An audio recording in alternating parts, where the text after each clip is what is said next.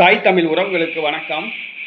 Joseph Vijay கைவிரித்தார், Congress அதிர்ச்சி என்ற தலைப்பில் இந்த காணொளியை காண்கிறோம். ஜோசப் விஜய் கைவிரித்தார், காங்கிரஸ் அதிர்ச்சி. காங்கிரஸ் கட்சிக்கு 5 சட்டமன்ற உறுப்பினர்கள் உள்ளார்கள். 5 சட்டமன்ற உறுப்பினர்கள் வைத்துள்ள காங்கிரஸ் கட்சி 2 அமைச்சர் பதவியை பெற்றுள்ளது, ஒரு ராஜ்யசபா எம்பி பதவியையும் பெற்றுள்ளது.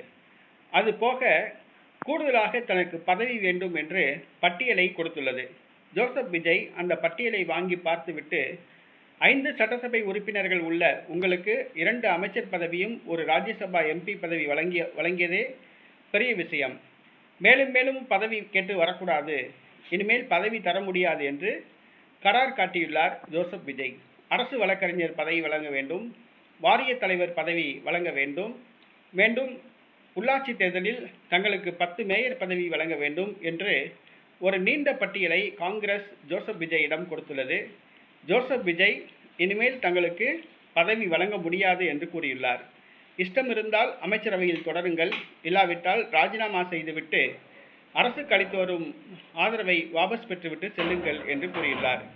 தங்களால் ஆட்சியை எப்படி நடத்தி பார்க்க முடியும் என்று தங்களுக்கு தெரியும் என்று கூறிவிட்டார். ஜோசப் விஜய் கூறியது காங்கிரஸ் கட்சிக்கு மிகப்பெரிய அதிர்ச்சியை கொடுத்துள்ளது.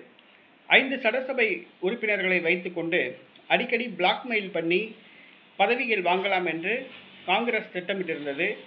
காங்கிரஸ் தலையில் மண்ணள்ளி போட்டுள்ளார் ஜோசப் விஜய். காங்கிரஸ் கனவு கலைந்தது.